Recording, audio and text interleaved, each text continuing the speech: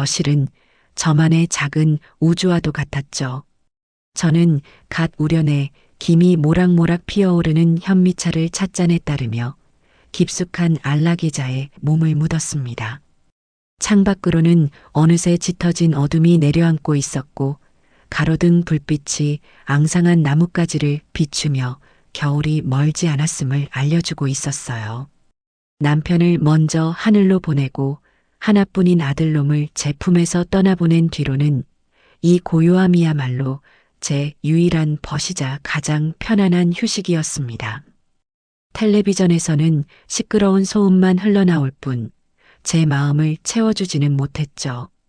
차라리 책장을 넘기는 소리나 찬물이 식어가는 소리가 제게는 더 큰 위안이 되었답니다. 그때였어요.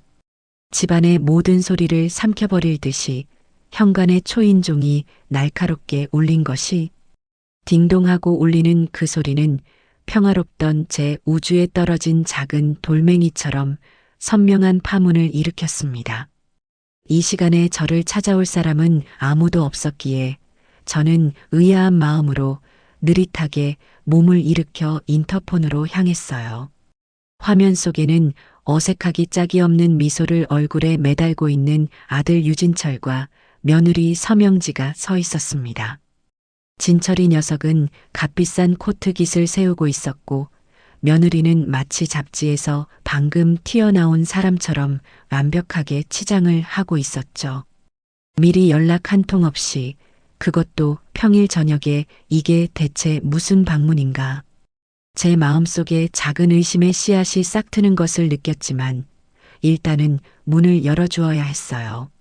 어머니, 저 진철이에요. 문 좀 열어주세요. 어머님, 저희 왔어요. 서프라이즈. 문을 열자마자 찬 공기와 함께 며느리의 독한 향수 냄새가 훅 끼쳐왔습니다. 조용하고 슴슴하던 집의 공기가 단숨에 이질적인 향으로 가득 차는 느낌이었죠. 며느리는 익숙하게 제 팔짱을 끼며 집 안으로 들어섰고 아들은 마치 자기 집 안방에 들어서는 것처럼 소파에 외투를 휙 던지더니 털썩 주저앉아 넥타이를 느슨하게 풀더군요. 그들의 행동 하나하나에는 부모님 댁을 방문한 자식의 반가움이 아니라 확실한 목적을 가지고 온 사람 특유의 계산된 조급함이 선명하게 묻어났습니다. 갑자기 웬일이냐? 저녁은 먹었고? 제가 묻는 말에 며느리가 콧소리를 섞어가며 과장된 목소리로 대답했어요. 그럼요, 어머님. 저희 청담동에서 제일 유명한 레스토랑에서 비싼 걸로 먹고 왔죠. 이런 데는 예약하기도 힘든 거 아시죠? 어머님은 식사하셨어요? 나는 늘 먹던 대로 간단히 먹었다. 에이, 그러지 마시고 저희랑 같이 다니세요. 어머님도 이제 좋은 것도 좀 드시고 좋은 구경도 좀 하셔야죠. 그 말은 얼핏 들으면 저를 위하는 것 같지만 실은 어머님은 이런 세계를 모르시죠? 라고 선을 긋는 것처럼 들렸어요. 아들은 그런 며느리의 말이 만족스럽다는 듯 고개를 까딱이며 대화에 끼어들었죠. 어머니, 드릴 말씀이 있어서 찾아왔습니다. 아주 중요한 얘기예요. 진철이는 그렇게 말하며 소파 옆에 놓아둔 번쩍이는 가죽 서류 가방을 열었어요. 그 안에서 꽤 두툼하고 고급스러운 표지로 포장된 서류 뭉치를 꺼내 제 앞 테이블에 척 올려놓았죠. 묵직한 소리를 내며 테이블에 놓이는 서류 뭉치. 며느리는 마치 약속이라도 한 듯 제 옆으로 바싹 다가앉아 딱딱하게 굳은 제 어깨를 주무르기 시작했습니다. 그 손길이 어찌나 어색하고 가식적인지 오히려 어깨가 더 뭉치는 기분이었어요. 어머님, 정말 기쁜 소식이에요. 우리 진철 씨가 드디어 자기 이름으로 된 연구소를 차리게 됐어요. 정말 대단하지 않아요? 연구소? 저는 짧게 반문하며 아들을 쳐다봤어요. 아들은 기다렸다는 듯이 가슴을 활짝 펴고 마치 위대한 발표라도 하는 사람처럼 거창하게 입을 열었죠. 네, 어머니. 제가 그동안 국내외 학회에서 쌓아온 경력과 독보적인 연구 실적을 바탕으로 독립하는 겁니다. 그냥 그런저런 연구소가 아니에요. 대한민국의 바이오 산업을 이끌어갈 세계적인 수준의 연구소를 만들 겁니다. 아들의 얼굴에는 조금의 겸손함도 찾아볼 수 없었어요. 오직 자신의 능력에 대한 흔들림 없는 오만한 자신감만이 번들거리고 있었죠. 저는 말없이 서류 뭉치를 바라봤어요. 굳이 그 두꺼운 내용을 하나하나 읽어보지 않아도 이것이 무엇을 의미하는지, 저를 찾아온 진짜 이유가 무엇인지 알 수 있었답니다. 그래서 이 서류는 뭐에 쓰는 물건이냐? 제 나직한 물음에 아들은 기다렸다는 듯이 서류의 첫 장을 펼쳐 제 눈앞에 들이밀었어요. 어머니께서 여기에 보증만 좀 서주시면 됩니다. 연구소 설립에 필요한 초기 자금인데 은행에서 50억 정도 대출을 받아야 하거든요. 어머니 명의로 보증만 서주시면 일사천리로 진행될 겁니다. 50억? 아들이 박사학위를 따는 데 들어간 유학 비용, 이름도 어려운 학회에 참석할 때마다 대주었던 경비, 결혼할 때 강남에 얻어준 아파트, 매년 바꿔주다시피 한 외제차까지 제 손을 거치지 않은 것이 없었죠. 그러니 이 정도 금액도 아들 녀석에게는 당연히 제가 해줘야 할 의무 같은 것이었나 봐요. 마치 저에게도 대단한 영광을 나눠주는 듯한 그 태도에 저는 속으로 헛웃음이 나왔습니다. 하지만 저는 수십 년을 살아온 세월만큼이나 감정을 다스리는데 익숙한 사람이죠.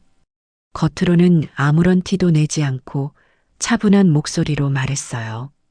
그래, 네가 독립해서 나라를 빛낼 연구소를 차린다니 참으로 좋은 생각이다. 그런데 아들아, 아무리 그래도 사업계획서는 한번 봐야 하지 않겠니? 50억이라는 돈이 결코 아이들 장난 같은 작은 돈은 아니잖니. 저는 일부러 눈이 침침한 척 테이블 위에 놓여있던 돋보기를 찾아 쓰는 신용을 했어요. 제 합리적이고 당연한 질문에 방금 전까지 정성스럽게 제 어깨를 주무르던 며느리의 손길이 순간 멈칫하며 허공에 머무는 것이 느껴졌죠. 그 아이의 표정이 미세하게 굳어지는 것을 제 눈은 놓치지 않았답니다. 아들은 제가 그런 말을 할 줄은 몰랐다는 듯이 기가 막힌다는 표정으로 한숨을 푹 내쉬었어요. 어머니, 이 박사 아들을 못 믿으세요? 제가 무슨 동네 구멍가게 차리는 줄 아세요? 이건 국가적인 프로젝트가 될 수도 있는 일이라고요. 어머니는 그냥 제가 하자는 대로 믿고 따라오시면 되는 거예요. 믿고 안 믿고의 문제가 아니잖니. 네가 아무리 박사고 똑똑해도 사업이라는 건 또 다른 세상이란다. 큰돈이 오가는 일이니만큼 보증을 서는 나도 최소한 네가 무슨 계획을 하고 있는지, 위험성은 없는지 정도는 알고 있어야 하지 않겠냐. 혹시라도 일이 잘못되면 어쩌려고 그러니. 제 차분한 설득에도 아들의 표정은 풀릴 줄을 몰랐어요. 오히려 더 큰 불만을 노골적으로 터뜨렸죠. 어머니는 항상 그러시죠. 제가 제 인생 걸고 뭘 좀 해보려고만 하면 꼭 그렇게 찬물을 끼얹으세요. 제가 아직도 물가에 내놓은 어린애로 보이세요? 다 알아서 할 수 있으니까 시작하는 거 아닙니까? 옆에 있던 며느리도 작정한 듯이 거들고 나섰어요. 그 아이의 목소리는 방금 전의 살가움은 온데간데 없이 사라지고 얼음장처럼 차갑고 날카롭게 변해 있었죠. 어머님, 지금 저희를 의심하시는 거예요? 저희가 어머님 돈을 그냥 달라는 것도 아니잖아요. 그저 보증 한번 서주시는 게 그렇게 어려우신 거예요? 이건 우리 진철 씨의 명예와 자존심이 걸린 일이에요. 네 명예, 네 자존심, 그리고 내 돈. 그들은 교묘하게 단어들을 섞어가며 저를 이기적이고 아들의 앞길을 막는 속 좁은 늙은이로 몰아가고 있었어요. 하지만 저는 흔들리지 않았습니다. 저는 이런 상황일수록 오히려 머릿속이 더 차갑게 식어버리는 사람이거든요. 사업 계획서를 보여다오. 내가 꼼꼼히 읽어보고 정말 타당하다 싶으면 그때 도장을 찍어줘도 늦지 않는다. 제 단호하고 변함없는 말에 아들의 얼굴이 분노로 시뻘게 달아올랐어요. 더는 참지 못하겠다는 듯 그동안 제 앞에서 억눌러왔던 감정들이 용암처럼 터져 나왔죠. 됐습니다, 어머니. 그렇게 못 믿어오시면 그냥 없던 일로 하죠. 제가 어떻게든 알아서 할 테니까요. 아들은 테이블 위에 서류를 아무렇게나 구겨 넣듯 거칠게 가방에 집어넣었어요. 그 모습에 며느리는 옆에서 눈물을 글썽이는 연기까지 펼치더군요. 여보, 진정해요. 어머님께서 뭘 아시겠어요. 평생 집에서 살림만 하셨는데 이런 복잡한 사업을 이해하시겠어요? 그냥 저희가 알아서 해요. 뭘 아시겠냐니. 정말이지 뼈가 있는 말이었습니다. 평생 아들 뒷바라지만 하며 살아온 늙은이는 돈의 무서움도 세상의 험난함도 모를 거라는 그들의 오만한 생각이 너무나도 투명하게 보였답니다. 그들은 제가 평생 모은 재산이 그저 장롱 속에 쌓아둔 쌈짓돈쯤으로 생각하는 모양이었죠. 평생 어머니 그늘에서 살았는데 이제 좀 독립해서 제 날개로 날아보겠다니까 그렇게 발목을 잡으셔야겠어요? 솔직히 말씀하세요, 어머니. 그냥 어머니 돈 나가는 게 아까우신 거잖아요. 그렇죠? 결국 아들의 입에서 그 독이 묻은 말이 나오고야 말았어요. 40년 세월 동안 제 젊음과 인생을 모두 바쳐 키운 아들의 입에서 나온 말이었습니다. 제 진심 어린 걱정과 최소한의 안전장치를 마련하려던 어미의 마음은 그들에게는 그저 돈을 주기 싫은 늙은이의 지독한 욕심으로밖에 보이지 않았던 거죠. 저는 더 이상 아무 말도 하지 않았어요. 이 상황에서 제가 무슨 말을 한들 그들의 귀에는 구차한 변명으로밖에 들리지 않을 테니까요. 아들은 자리에서 벌떡 일어나 마치 제가 큰 죄라도 지은 것처럼 저를 경멸의 눈빛으로 쳐다보더니 현관으로 향했어요. 며느리도 핸드백을 낚아채듯 챙겨들고 그 뒤를 따랐죠. 그들은 제게 인사 한마디 없이, 아니, 돌아보지도 않고 마치 원수라도 되는 것처럼 차갑게 집을 나섰습니다. 쾅! 현관문이 찢어질 듯이 닫히는 소리가 고요한 집 전체를 울렸습니다. 집안에는 다시 무거운 정적이 찾아왔어요. 며느리가 남기고 간 독하고 값비싼 향수 냄새만이 마치 불청객처럼 거실을 맴돌고 있었죠. 저는 테이블 위에 완전히 식어버린 현미차를 들어 한 모금 마셨습니다. 찻잔을 든 제 손은 조금도 떨리지 않았어요. 오히려 제 머리는 그 어느 때보다 차갑고 명료해지는 기분이었습니다. 균열은 이미 시작되었고 이제는 돌이킬 수 없는 강을 건넜다는 것을 직감했죠. 40년을 내 목숨처럼 여기며 이어온 이 질긴 인연의 끈을 이제는 제 손으로 완전히 끊어내야 할 때가 왔다는 것을 깨달았습니다. 그들이 떠난 뒤 집안의 시간은 마치 멈춰버린 듯 했습니다. 저는 소파에 얼마나 오래 앉아 있었는지 몰라요. 며느리가 남기고 간 인공적인 향수 냄새는 어느새 옅어지고 다시 이 집 본연의 묵은 나무 냄새와 저의 채취만이 공간을 채우고 있었죠. 하지만 그날 밤의 정적은 예전의 평화로운 고요함과는 그 결이 완전히 달랐습니다. 그것은 폭풍이 휩쓸고 지나간 뒤에 모든 것이 파괴되고 남은 공허한 침묵이었어요. 제 마음속에서는 40년간 단 한 번도 의심해 본 적 없었던 견고한 성벽이 무너져 내리고 있었습니다. 아들이라는 이름의 성벽, 어머니라는 이름의 굴레가 말이죠. 다음 날 아침 저는 평소와 똑같은 시간에 눈을 떴어요. 하지만 잠을 잔 것 같지가 않았죠. 밤새도록 차가운 돌덩이를 가슴에 얹고 누워 있었던 기분이었습니다. 밥을 차려 먹을 기운도 나지 않아 찬물에 밥을 대충 말아 몇 술 뜨는 둥 마는 둥 했어요. 하루 종일 아무것도 할 수가 없었습니다. 책을 펼쳐도 글자가 눈에 들어오지 않았고 텔레비전을 켜도 소음으로만 들렸죠. 그저 멍하니 창밖만 바라보며 제 인생을 필름처럼 되감아 보았답니다.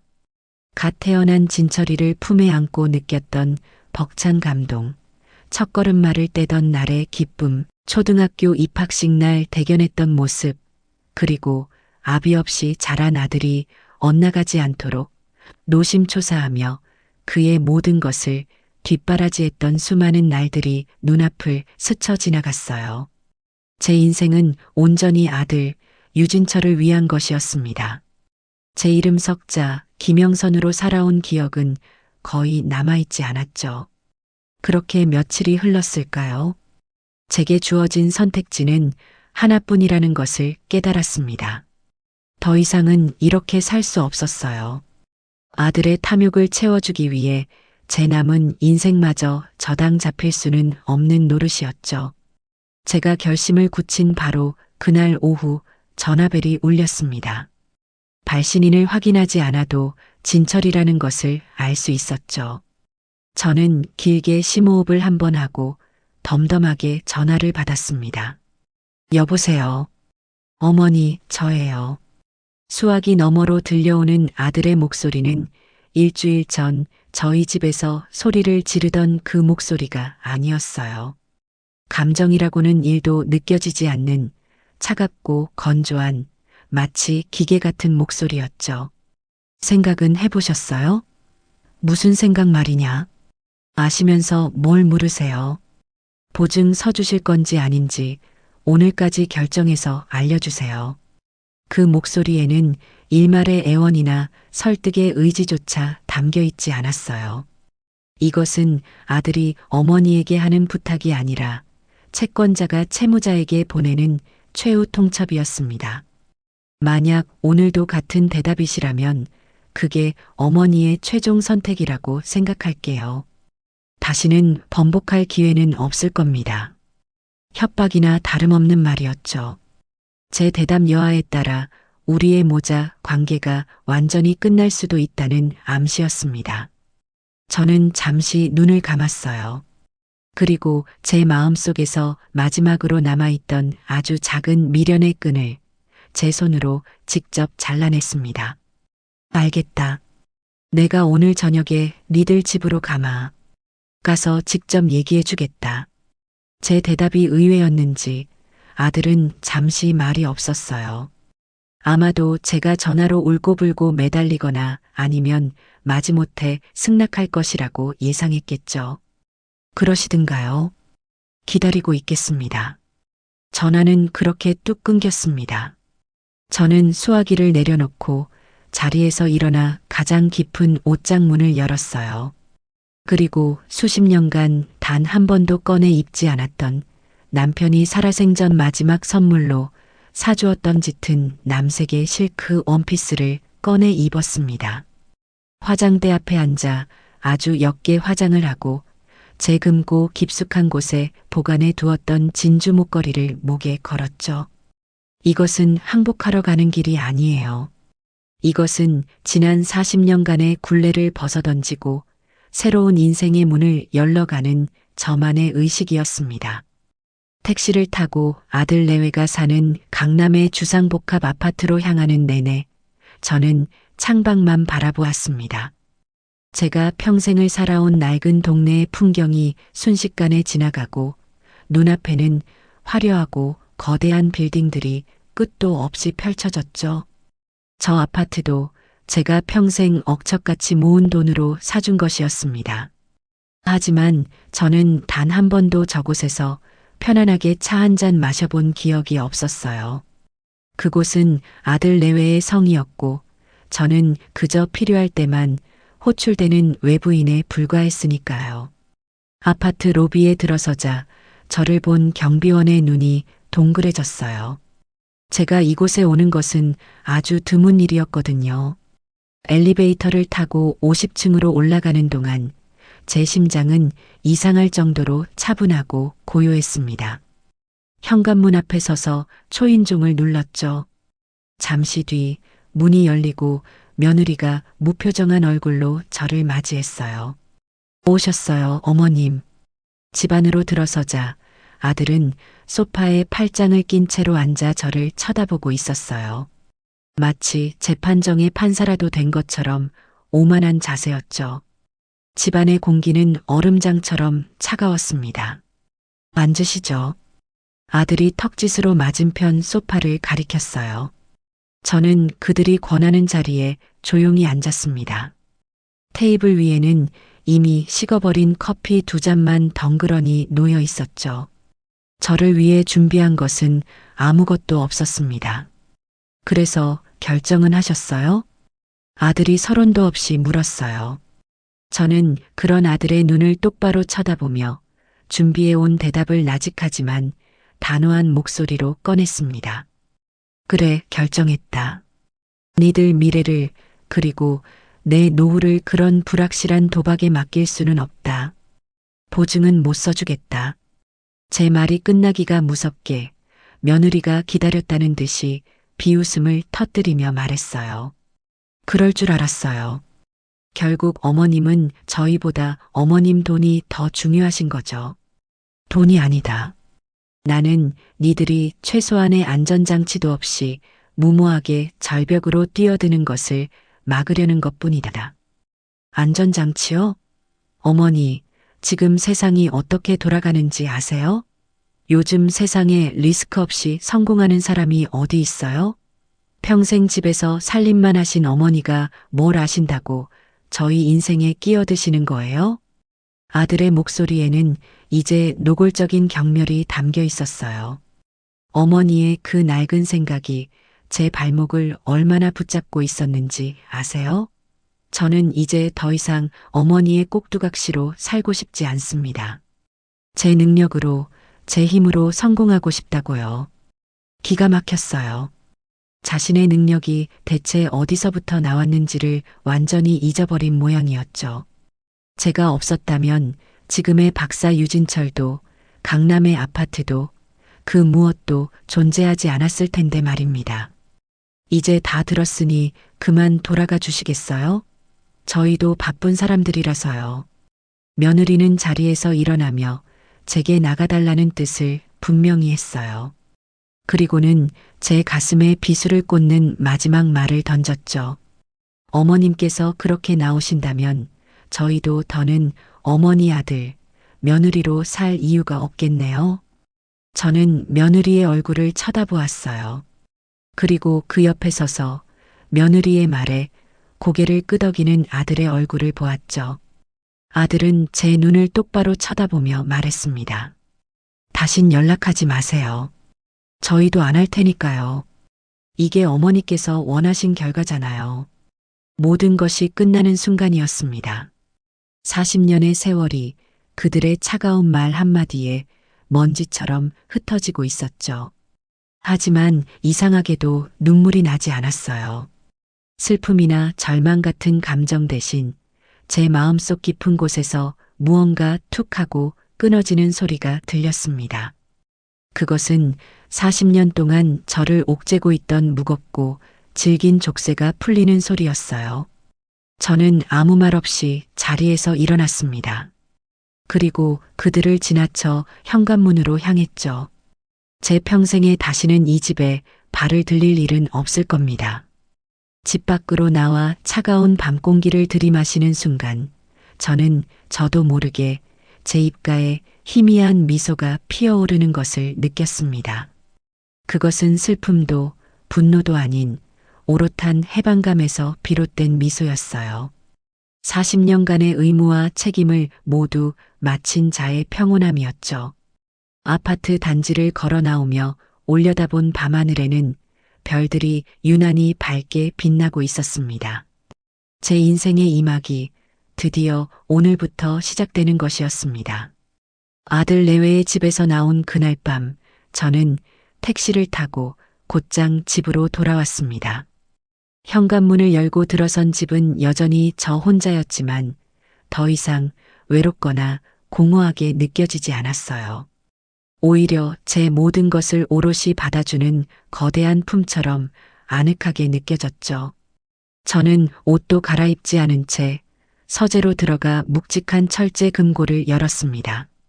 그리고 그 안에서 제 오랜 자산관리 쌓인 최 이사의 직통 번호가 적힌 수첩을 꺼냈어요. 최 이사는 제 남편의 오랜 친구이자 남편이 세상을 떠난 뒤로는 제 재산을 가족처럼 꼼꼼하게 관리해 준 믿음직한 사람이었습니다. 진철이 녀석은 제가 그저 남편이 남긴 유산이나 조금 가지고 있는 경제관념 없는 늙은이로 알고 있지만 사실은 전혀 달랐죠. 저는 최 이사의 도움을 받아 지난 20년간 제 자산을 수십 배로 불려왔고 그 사실을 아들에게 단 한 번도 알린 적이 없었습니다. 언젠가 정말 필요할 때를 위한 비상금이었지만 이제는 그 돈을 저 자신을 위해 쓸 때가 온 거죠. 저는 조금의 망설임도 없이 최 이사에게 전화를 걸었습니다. 늦은 시간이었지만 그는 언제나처럼 차분한 목소리로 전화를 받더군요. 네, 회장님. 최 이사입니다. 이 시간에 무슨 일이십니까? 최 이사, 잘 지내시죠? 드릴 말씀이 있어서 전화했어요. 무슨 일인지 말씀만 하십시오, 회장님. 최 이사 앞에서 저는 더 이상 진철이 엄마가 아닌 그의 고객이자 투자 결정권을 가진 김영선 회장이었습니다. 그동안 우리가 농담처럼 말해왔던 황금빛 노후 계획, 이제 시작해야겠습니다. 수화기 너머로 최 이사가 숨을 살짝 멈추는 것이 느껴졌어요. 그 계획은 제가 모든 의무에서 벗어나는 날 세상에서 가장 안전하고 아름다운 곳에서 여생을 보내겠다는 저의 오랜 꿈을 구체화한 것이었거든요. 알겠습니다, 회장님. 드디어 결심하셨군요. 무엇부터 도와드리면 되겠습니까? 강남 일대에서 나온 펜트하우스 중에 가장 보안이 철저하고 전망이 뛰어나며 사생활이 완벽하게 보장되는 곳으로 알아보세요. 당장 계약할 수 있도록 준비해 주시고요. 예산은 300억입니다. 300억 말입니까? 늘 침착하던 최 이사의 목소리가 처음으로 살짝 떨리는 것을 느꼈어요. 네. 현금으로 바로 지급할 수 있도록 지금 운용 중인 펀드랑 해외 채권 일부를 정리해서 자금을 확보해 주세요. 최대한 신속하게 처리해 주시고요. 알겠습니다, 회장님. 즉시 조치하겠습니다. 내일 오전 중에 리스트를 정리해서 자택으로 찾아뵙겠습니다. 최 이사와의 통화를 마치자 제 마음은 놀랍도록 평온해졌습니다. 이것은 아들에 대한 복수가 아니에요. 이것은 제 자신에게 주는 가장 큰 선물이자 새로운 인생에 대한 선언이었습니다. 다음 날 오전 약속대로 최 이사가 저희 집을 방문했어요. 그는 여러 개의 고급 브로슈어와 태블릿 PC를 제 앞에 펼쳐 보였죠. 회장님, 현재 강남에서 거래 가능한 최고급 펜트하우스 매물 리스트입니다. 회장님의 조건에 맞춰 세 군데로 압축해 보았습니다. 저는 최 이사가 보여주는 자료들을 꼼꼼하게 살펴보았어요. 첫 번째는 유명 연예인들이 많이 산다는 곳이었지만 너무 시끄러울 것 같아 마음에 들지 않았죠. 두 번째는 전통적인 부촌에 있었지만 어딘지 모르게 낡고 답답한 느낌이었습니다. 그리고 마지막 세 번째, 라 비엔느라는 이름의 신축 빌라였어요. 단 12세대만 거주하고 입주민 전용 엘리베이터와 최첨단 보안 시스템, 그리고 한강과 도시 전체가 파노라마처럼 펼쳐지는 압도적인 전망을 갖춘 곳이었죠. 이곳으로 하죠. 제 망설임 없는 결정에 최 이사가 고개를 끄덕였습니다. 안목이 탁월하십니다, 회장님. 사실 저도 이곳을 가장 추천해 드리고 싶었습니다. 대한민국에서 돈으로 살 수 있는 최고의 안정과 품격을 제공하는 곳입니다. 바로 계약을 진행해 주세요. 오늘 오후에 직접 가보고 싶군요. 그날 오후 저는 최 이사와 함께 라 비엔느를 방문했습니다. 철통 같은 보안을 거쳐 로비에 들어서는 순간부터 저는 이곳이 바로 제가 찾던 곳임을 직감했어요. 대리석으로 마감된 로비는 고요하고 기품이 넘쳤고 저를 맞는 직원들의 태도는 더할 나위 없이 정중했죠. 전용 엘리베이터를 타고 꼭대기층에 내려 펜트하우스의 현관문이 열리는 순간 저는 숨을 멈췄습니다. 거실의 삼면을 둘러싼 통유리창 너머로 서울의 모든 풍경이 제 발 아래에 펼쳐져 있었어요. 제가 평생을 살아온 낡은 동네는 저 멀리 작은 점처럼 보였죠. 마음에 드는군. 저는 그 한마디만 남기고 그 자리에서 바로 계약서에 도장을 찍었습니다. 300억이라는 거금이 오가는 계약이었지만 저는 조금도 떨리지 않았어요. 마치 오랫동안 제 것이었던 물건을 되찾아온 기분이었죠. 일주일 뒤 모든 절차가 마무리되고 저는 라 비엔느의 완전한 주인이 되었습니다. 그리고 저는 제 계획의 마지막 단계를 실행에 옮겼어요. 평소 친분이 있던 유력 경제지의 편집장에게 전화를 걸었죠. 박 편집장, 오랜만이요. 나 김영선이요. 아이고, 회장님, 이게 얼마만입니까? 잘 지내셨습니까? 덕분에 잘 지내요. 다름이 아니라 작은 소식 하나 전해줄 것이 있어서 내가 이번에 소일거리로 집을 하나 장만했는데 박 편집장이 기사로 한번 다뤄주면 좋겠구려. 저는 제가 펜트하우스를 매입한 사실을 덤덤하게 전했어요. 물론 아들과의 이야기는 한마디도 꺼내지 않았죠.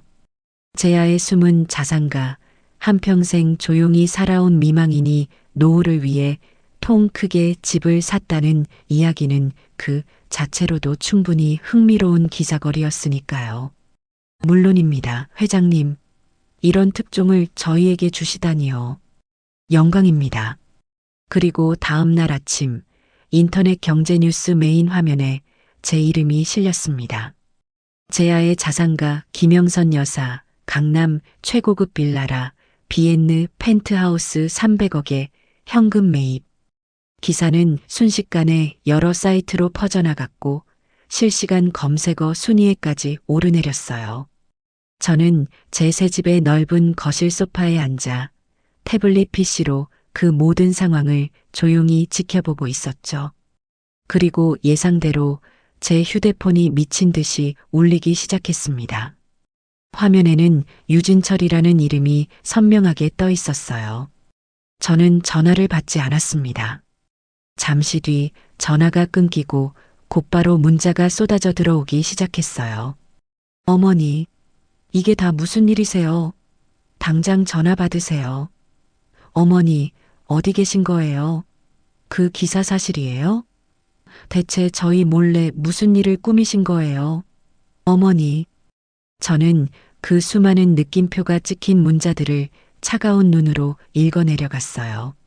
그리고는 가장 평온하고 담담한 어조로 짧은 답장 하나를 보냈습니다.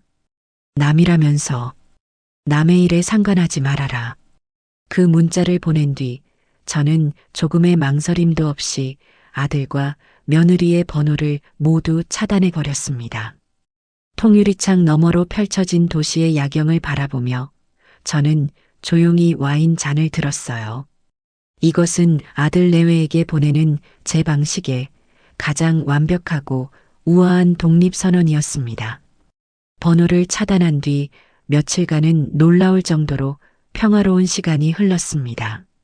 저는 새 집에 필요한 가구와 집기들을 하나씩 사들이며 오롯이 저만을 위한 공간을 꾸미는 즐거움에 푹 빠져 지냈어요. 40년 만에 처음으로 누군가의 아내나 어머니가 아닌 김영선이라는 한 사람의 취향으로만 가득 찬 공간을 갖게 된 거죠. 아침에는 통유리창으로 쏟아져 들어오는 햇살을 받으며 눈을 떴고 낮에는 제가 좋아하는 클래식 음악을 크게 틀어놓고 책을 읽거나 그림을 그렸어요. 저녁에는 서울의 눈부신 야경을 바라보며 와인을 마셨죠. 진철이 녀석의 전화나 문자에 신경을 곤두세울 필요도, 그들의 비위를 맞추기 위해 원치 않는 음식을 만들 필요도 없었어요. 완벽한 자유였습니다. 하지만 그 평화는 그리 오래가지 않았어요. 제가 이곳에 입주한 지 일주일쯤 되었을까요? 어느 날 오후 저는 거실에서 차를 마시고 있었는데 인터폰 화면이 켜지며 보안실장의 목소리가 들려왔습니다. 회장님, 죄송합니다만 1층 로비에 방문객이 찾아왔습니다. 회장님의 아드님과 며느님이라고 신분을 밝히고 있는데 올려보내 드릴까요? 올 것이 왔구나 싶었죠. 저는 조금도 당황하지 않고 가장 차분한 목소리로 대답했습니다. 아니요. 저는 부른 적이 없습니다. 저에게는 아들이나 며느리가 없다고 전해주시고 정중하게 돌려보내주세요. 알겠습니다, 회장님. 저는 인터폰을 끊고 거실 한쪽에 설치된 CCTV 모니터의 채널을 1층 로비로 맞췄어요. 선명한 고화질 화면 속에는 헐레벌떡 뛰어왔는지 머리가 헝클어지고 얼굴이 벌겋게 상기된 아들 내외의 모습이 보였습니다. 그들은 보안 직원의 정중한 제지를 받으며 무언가 다급하게 소리치고 있었죠. 아니, 우리가 아들이라는데 왜 못 들어간다는 겁니까? 어머니, 김영선, 문 열어요. 어머님, 저희 왔어요. 오해가 있으셨던 모양이에요. 평소에 그 거만하고 고상한 태도는 온데간데 없었어요. 마치 길거리에서 싸우는 사람들처럼 목에 핏대를 세우고 소리를 지르는 모습이 참으로 가관이었죠. 저는 소파에 깊숙이 몸을 기댄 채 소리 없는 흑백 영화를 감상하듯 그들의 우스꽝스러운 몸짓을 말없이 지켜보았습니다. 결국 그들은 보안 직원들에게 양팔을 붙들려 거의 쫓겨나다시피 빌라 밖으로 끌려나갔습니다. 화면 속에서 그들이 사라지고 로비가 다시 평온을 되찾는 것을 확인한 뒤에야 저는 모니터를 껐어요. 그날 저녁 예상대로 발신번호 표시 제한으로 전화가 걸려왔어요. 저는 일부러 전화를 받았습니다. 그들이 무슨 말을 하는지 직접 들어보고 싶었거든요. 여보세요. 어머니, 저예요, 명지. 왜 전화를 안 받으세요? 수화기 너머로 며느리의 다급하고 원망 섞인 목소리가 들려왔어요. 그 뒤로는 아들의 고함 소리도 섞여 들렸죠. 어머니, 이게 지금 무슨 경우세요? 저희를 어떻게 문전박대하실 수가 있어요? 어머니, 제발이요. 저희 얘기 좀 들어보세요. 그때 저희가 한 말은 다 오해예요. 저희가 너무 흥분해서 실수한 거란 말이에요. 며느리는 금방이라도 울음을 터뜨릴 것처럼 애절하게 연기하더군요. 저는 그 말에 코웃음도 나오지 않았어요. 오해라니. 나는 똑똑히 들었다. 너희는 나와 연을 끊겠다고 했고 나는 너희의 선택을 존중하기로 했을 뿐이다. 아니에요, 어머님. 그건 진심이 아니었어요. 저희가 얼마나 어머님을 생각하는데요. 제발 저희 만나서 얘기 좀 해요. 네. 나는 너희와 할 얘기가 없구나. 그리고 다시는 이런 식으로 전화하지 말아라. 내 평화로운 시간을 방해받고 싶지 않으니. 저는 제 말만 하고는 그들이 무어라 더 소리치기 전에 전화를 끊어버렸습니다. 그리고는 곧바로 휴대폰 전원을 꺼버렸죠. 며칠 뒤 그들은 최후의 수단이라고 생각했는지 어린 손주 녀석을 앞세워 다시 나타났습니다. 저는 평소처럼 빌라 1층에 있는 입주민 전용 카페에서 커피를 마시고 있었는데 통유리창 밖으로 아들 내외가 손주 준우의 손을 잡고 서성이는 것이 보였어요. 아마도 제가 이곳에 자주 온다는 것을 알아낸 모양이었죠. 그들은 일부러 제 눈에 띄도록 아이를 데리고 창가 가까이로 다가왔습니다. 할머니, 할머니다. 아무것도 모르는 어린 손주가 저를 발견하고는 해맑게 소리치며 손을 흔들었어요. 제 마음 한구석이 저릿하게 아파왔죠. 아이는 아무런 잘못이 없으니까요. 저는 잠시 고민했지만 이내 마음을 정하고 자리에서 일어났습니다.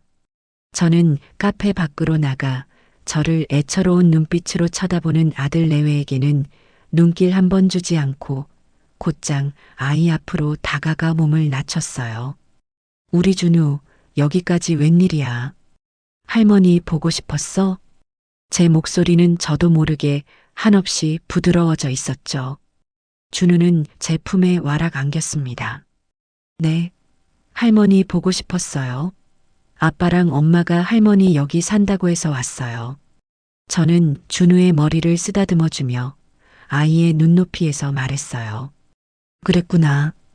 우리 강아지 아이스크림 먹고 싶지 않아? 할머니가 세상에서 제일 맛있는 딸기 아이스크림 사줄게. 저는 준우의 손을 잡고 바로 옆에 있는 아이스크림 가게로 향했습니다. 아들 내외가 뒤에서 저를 부르며 무어라 말했지만 저는 마치 그들의 목소리가 들리지 않는 사람처럼 행동했어요. 어머니, 저희 얘기 좀. 어머님, 준우만 데리고 가시면 어떡해요? 저는 그들을 완벽하게 무시하고 아이에게만 집중했습니다. 아이스크림 가게에 들어가 가장 크고 비싼 아이스크림을 사서 준우 손에 들려주었죠. 그리고는 다시 카페로 돌아와 아들 내외가 똑똑히 볼 수 있는 창가 자리에 아이와 마주 앉아 다정하게 이야기를 나누었습니다. 아이의 재롱에 웃어주고 아이스크림을 먹다 입가에 묻은 것을 냅킨으로 닦아주었죠. 그 시간 동안 저는 단 한 번도 창밖의 두 사람에게 시선을 주지 않았습니다. 그들은 마치 투명 인간이 된 것처럼 자신들의 아들이 저와 즐거운 시간을 보내는 모습을 유리창 너머로 멍하니 지켜볼 수밖에 없었어요. 1시간쯤 지났을까요? 저는 준우의 손을 잡고 다시 밖으로 나갔습니다. 그리고 뻘쭘하게 서 있는 아들 내외 앞에 아이를 데려다 주었죠. 준우야, 이제 아빠 엄마랑 집에 가야지. 다음에 할머니가 또 맛있는 거 사줄게. 저는 아이의 뺨에 뽀뽀를 해주고는 뒤도 돌아보지 않고 빌라 안으로 들어왔습니다. 제게 말 한마디 붙여보지 못한 아들 내외는 결국 아이의 손만 잡고 허탈하게 돌아서야 했죠.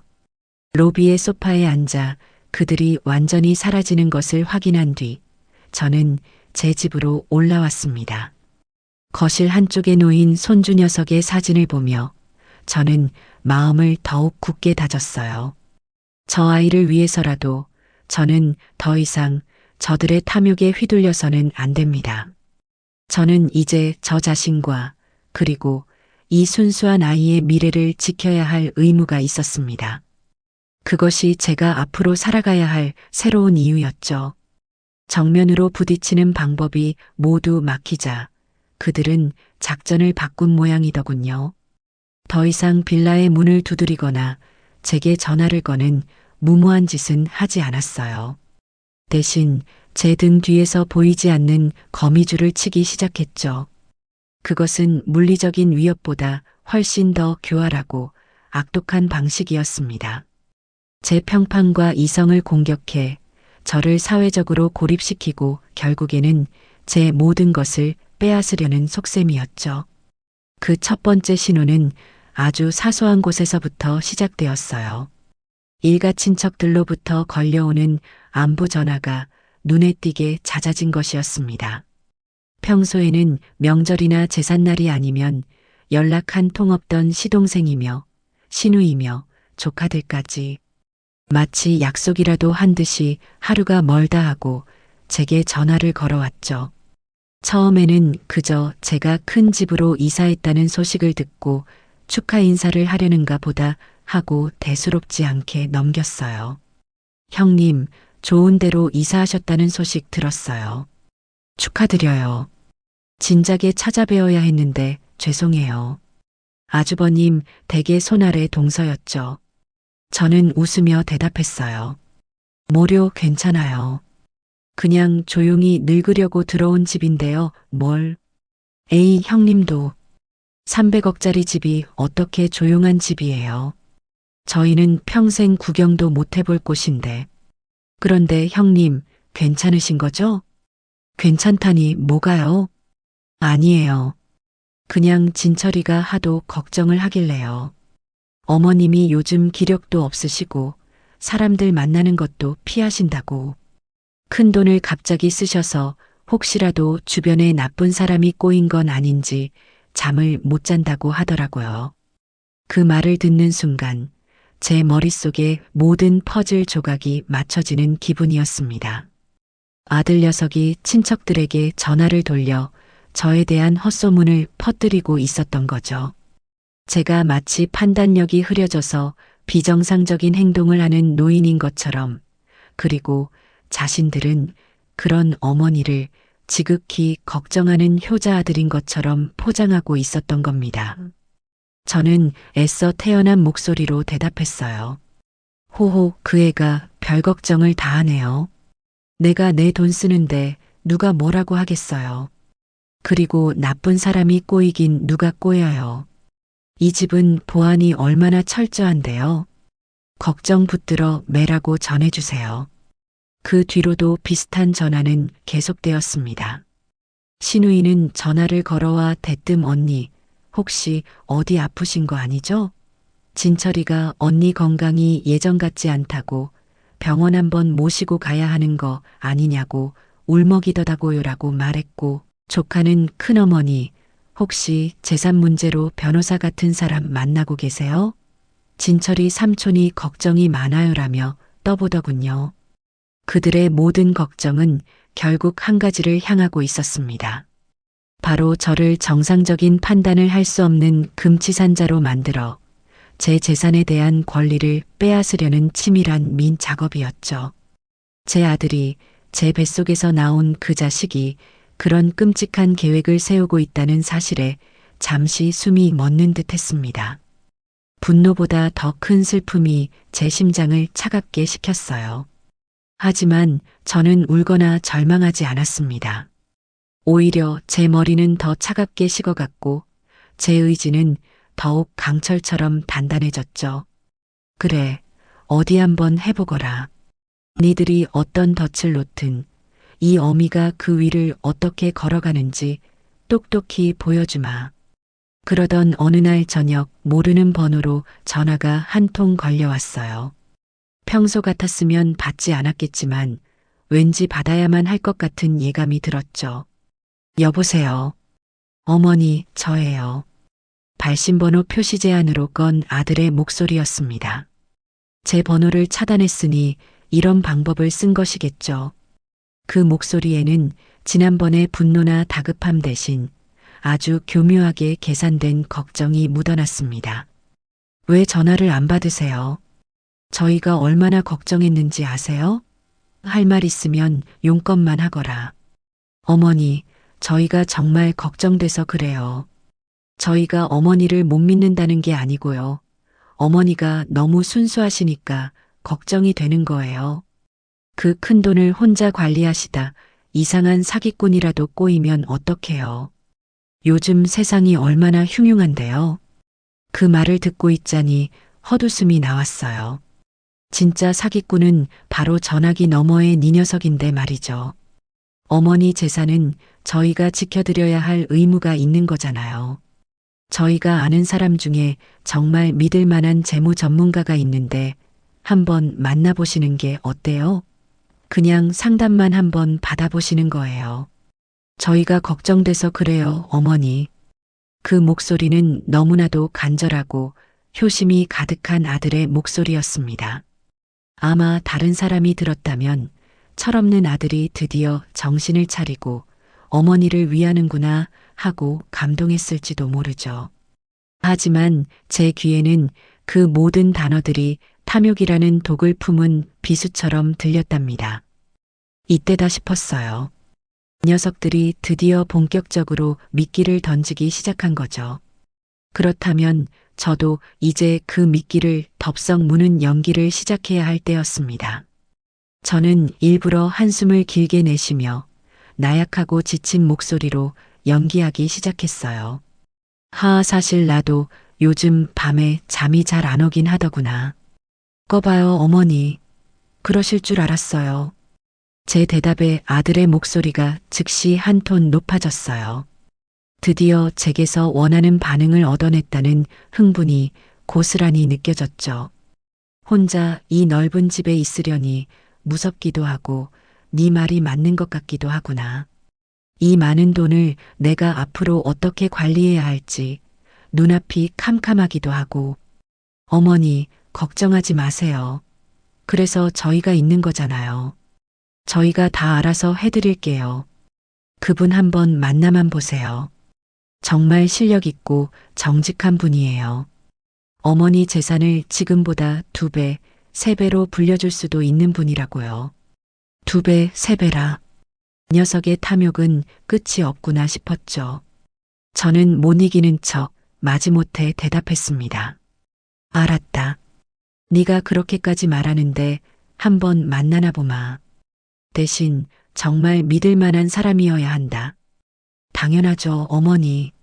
걱정 마세요. 제가 조만간 약속 잡아서 다시 연락드릴게요. 아들은 득의양양한 목소리로 전화를 끊었습니다.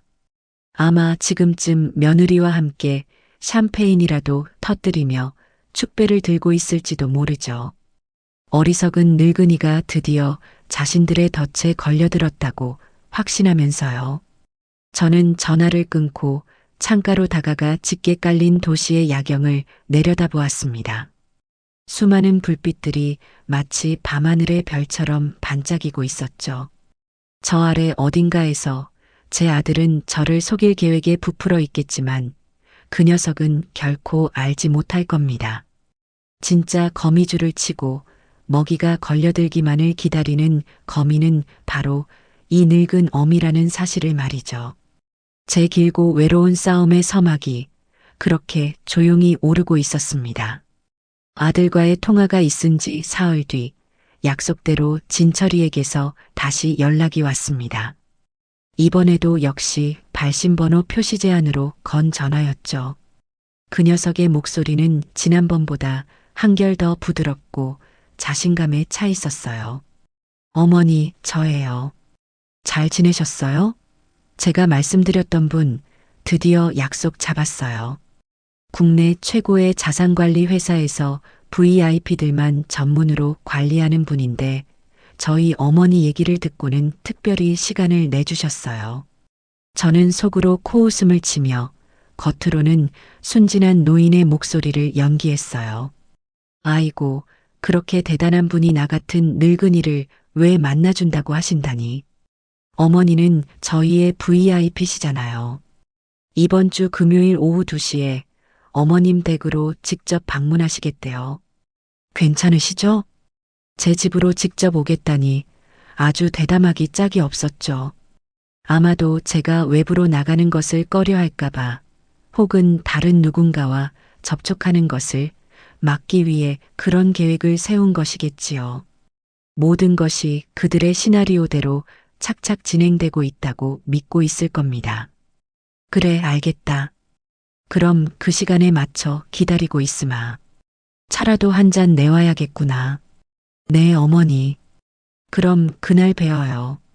전화를 끊고 저는 곧바로 서재로 들어가 저만의 비밀 연락망을 가동했습니다. 첫 번째 전화는 제 오랜 자산관리사인 최 이사에게 걸었죠. 최 이사, 접니다. 드디어 물고기가 미끼를 물었어요. 이번 주 금요일 오후 2시 전문가라는 사람이 우리 집으로 직접 찾아오기로 했습니다. 알겠습니다, 회장님. 예상했던 대로군요. 어떻게 준비할까요? 우선 그자가 어떤 인물인지 뒷조사부터 철저하게 해주세요. 그리고 그날 집안의 모든 CCTV와 녹음 장비를 다시 한번 점검해 주시고요. 단 하나의 실수도 있어서는 안 됩니다. 염려 마십시오, 회장님. 완벽하게 준비해 놓겠습니다. 두 번째 전화는 국내 최고 로펌의 대표 변호사이자 제 법률 자문을 도맡아 해주고 있는 김 변호사에게 걸었습니다. 김 변호사, 나예요. 드디어 때가 왔어요. 회장님, 기다리고 있었습니다. 계획대로 진행되고 있는 겁니까? 네. 아들놈이 사기꾼을 하나 데리고 미끼를 삼키러 올 겁니다. 그들이 제게 사기를 치려는 모든 과정, 대화 하나하나까지 전부 증거로 남겨야 해요. 존속 사기 미수 및 재산 편취 공모 혐의를 입증할 완벽한 증거 말입니다. 걱정 마십시오. 저희 로펌의 최고 전문가들로 팀을 꾸려 법적으로 단 하나의 허점도 없이 처리하겠습니다. 회장님께서는 그저 연기에만 집중하시면 됩니다. 모든 준비는 끝났습니다. 이제 제가 할 일은 세상에서 가장 어리석고 외로운 노인을 연기하며 그들이 준비한 무대 위에서 기꺼이 춤을 춰주는 것뿐이었죠. 그리고 마침내 결전의 날인 금요일이 되었습니다. 저는 일부러 평소보다 더 수수하고 초라해 보이는 낡은 스웨터를 꺼내 입었어요. 머리도 일부러 부스스하게 매만지고 얼굴에는 걱정과 근심이 가득한 표정을 지어 보였죠. 오후 2시가 되기 5분 전 인터폰이 울렸습니다. 화면 속에는 활짝 웃고 있는 아들과 그 옆에 서 있는 번지르르하게 생긴 한 남자의 모습이 보였어요. 어머니, 저희 왔어요. 이분이 제가 말씀드린 오승현 팀장님이세요. 저는 못 이기는 척 떨리는 목소리로 문을 열어주라는 지시를 내렸습니다. 잠시 뒤 현관문이 열리고 두 사람이 집 안으로 들어섰어요. 아들 녀석은 마치 개선장군이라도 된 것처럼 의기양양한 표정이었죠. 그리고 그 옆에 남자, 오 팀장이라는 자를 훑어보았습니다. 최고급 맞춤 정장에 손목에는 번쩍이는 금장시계, 머리에는 기름을 발라 한 올의 흐트러짐도 없었죠. 입가에는 사람을 홀리는 듯한 부드러운 미소를 짓고 있었지만 그 눈빛은 마치 먹잇감을 탐색하는 뱀의 눈처럼 차갑고 계산적이었습니다. 누가 봐도 사기꾼의 전형이었죠. 처음 뵙겠습니다, 어머님. 오승현이라고 합니다. 말씀은 진철 씨에게 많이 들었습니다. 오 팀장은 제게 다가와 두 손으로 공손하게 악수를 청했어요. 저는 일부러 주저하며 마지못해 그 손을 잡았죠. 어서 와요. 누추한데 앉으시죠. 저는 그들을 거실 소파로 안내하고 직접 끓인 대추차를 내왔습니다. 아들은 제 그런 모습이 만족스럽다는 듯 의기양양하게 입을 열었어요. 어머니, 이분이 바로 제가 말씀드린 국내 최고의 재무 설계사세요. 오 팀장님께 맡기면 어머니 노후는 정말 아무 걱정 없으실 거예요.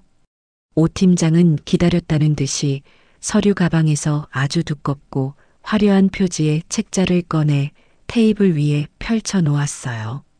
어머님, 제가 어머님의 자산 포트폴리오를 진철 씨를 통해 대략적으로 전달받았습니다. 현재 어머님께서는 너무 안정적인 자산에만 투자하고 계세요. 요즘 같은 시대에 은행 예금은 사실상 돈을 잃고 있는 것이나 마찬가지입니다. 그는 현란한 말솜씨로 온갖 어려운 경제 용어들을 쏟아내기 시작했어요. 인플레이션, 금리, 해외 선물 옵션, 비상장 주식. 제가 알아듣지 못할 것이라고 확신하고 일부러 더 어렵게 설명하는 것이 분명했죠. 저는 눈을 가늘게 뜨고 이해가 안 된다는 표정으로 고개만 갸웃거렸습니다. 제가 어머님을 위해 특별히 준비한 투자 상품이 하나 있습니다. 오 팀장은 책자의 마지막 페이지를 펼쳐 보였어요.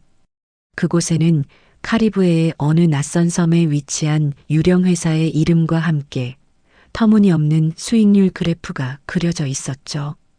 이곳은 첨단 바이오 기술을 개발하는 회사인데 아직 외부에 알려지지 않은 극비 정보입니다. 지금 투자하시면 1년 안에 최소 2배, 운이 좋으면 5배까지도 수익을 보실 수 있습니다. 이건 제가 제 VIP 고객분들께만 특별히 드리는 정보입니다. 옆에서 듣고 있던 아들이 거들었어요. 어머니, 정말 대단하죠? 300억을 투자하면 1년 만에 600억이 되는 거예요.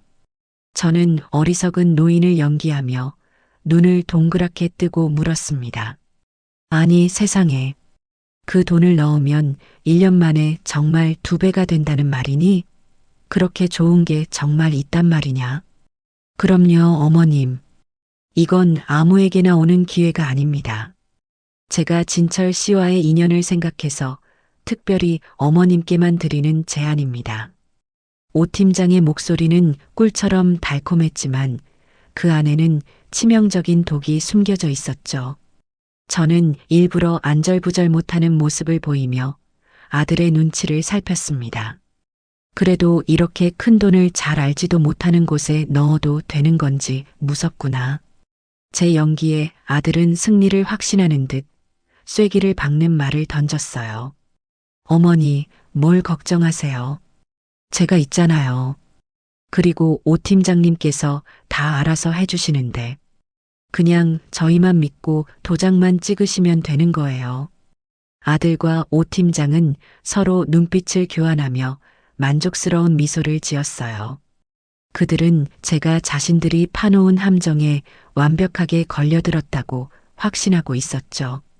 조금만 생각할 시간을 다오. 내일 모레까지는 답을 주마. 저는 일부러 결정을 미루며 그들의 애를 태우기로 마음먹었습니다. 물론입니다, 어머님. 신중하게 고민해 보시고 결정하십시오. 하지만 기회는 오래 기다려주지 않는다는 것만 기억해 주십시오. 오 팀장과 아들은 목적을 달성했다는 표정으로 자리에서 일어났습니다. 저는 그들을 현관까지 배웅하며 끝까지 걱정스럽고 갈등하는 노인의 모습을 연기했죠. 그들이 엘리베이터를 타고 완전히 사라진 뒤 저는 현관문을 닫고 그 자리에 서서 차갑게 미소 지었습니다. 그리고는 곧장 제 서재로 들어가 제 진짜 사람들을 불렀습니다. 최 이사와 김 변호사였죠. 그들은 이미 빌라의 다른 방에서 모든 상황을 실시간으로 지켜보고 있었습니다. 두 분 다 보셨죠? 네, 회장님. 완벽한 연기였습니다. 최 이사가 감탄한 듯 말했어요. 김 변호사는 법률가의 냉철한 눈으로 상황을 분석했죠. 저 오승현이라는 자는 전과 산범의 전문 사기꾼이 맞습니다. 저희가 이미 신원 조사를 끝냈습니다. 그리고 방금 나눈 모든 대화는 완벽하게 녹취 및 녹화되었습니다. 이제 남은 것은 계약서에 서명하도록 유도해서 사기 실행의 착수 증거를 확보하는 것뿐입니다. 저는 창밖을 내다보며 조용히 말했습니다. 물고기가 미끼를 완전히 삼켰습니다. 이제 그물을 걷어올릴 준비를 하세요.